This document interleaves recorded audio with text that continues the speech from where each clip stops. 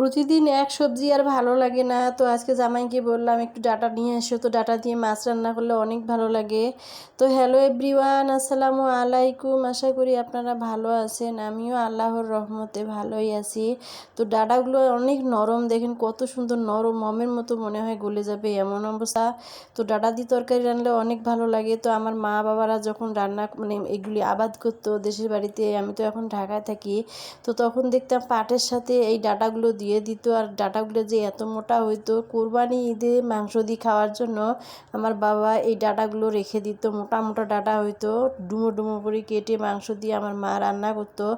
এত মজা লাগতো, মনে হয় এখনও মুখে স্বাদ লেগেই আছে। তো আজকে আমার মনে হয়েছে যে আমি একটু ডাঁটা দিয়ে মাছ রান্না করে খাবো, কারণ ডাঁটাটা আমি তেমন একটা রান্না করতে পারি না। তো এখন আমি দেখলাম এক পেজে যে ডাঁটা সিদ্ধ করে রান্না করে, কারণ সেই জন্য আমি ডাঁটা সিদ্ধ করতে দিয়েছি আর মাছ ভেজে নিতেছি। কারণ ডাঁটা সিদ্ধ করে পানিটা ফেলে দিলে কষ থাকে না, তাই আমি ডাঁটা সিদ্ধ করি ভালো করে, পানিগুলো কষগুলো ফেলাই দিলাম, প্রায় সিদ্ধ হয়ে গেছে। এখন আমি এগুলি দিয়ে রান্না করব, কারণ এগুলি কষগুলো ফেলাই দিলে আর তিতের একটা ভাব যে থাকে, কষ থাকে, ডাঁটার একটা আলাদা একটা ঘ্রাণ থাকে, ওইটা আর থাকবে না, বোঝাই যাবে না যে আমরা ডাঁটা খাইতেছি না বেগুন খাইতেছি। তো অনেক মজার হয় এইভাবে রান্না করলে। তো আজকে আমি ট্রাই করতেছি সেই জন্য যে সিদ্ধ করি আজকে আমি পানি ফেলিয়ে দিয়ে রান্না করব, দেখি কেমন লাগে।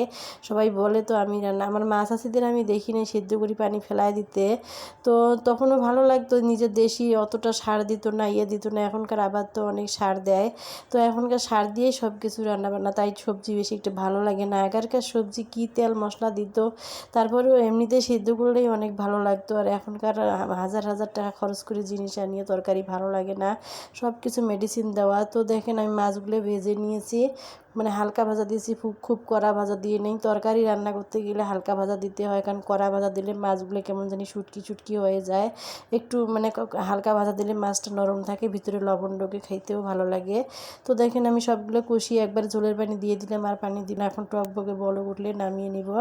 আর দেখুন একটু ঝোল ঝোল থাকবে। এই তরকারিটা শরীরের জন্য স্বাস্থ্যের জন্য খুবই উপকারী, সবজি দিয়ে মাছ রান্না অনেক উপকারী। কারণ গরমের দিনে যে এত তেল মশলা খাওয়া যায় না, গোস মাছ কষা মাংস খাওয়াই যাবে না, তাই আমি এখানে এরকম করে আজকে রান্না করলাম হেলদি খাবার। দেখুন কত সুন্দর হয়েছে তরকারিটা।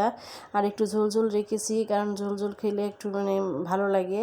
তো আমার টেবিলে সবাই খেতে বসেছে, এখন আমি শুধু তো আর একটা তরকারি দিয়ে খাওয়া যায় না, তাই একটু সবজি শাক রান্না করলাম।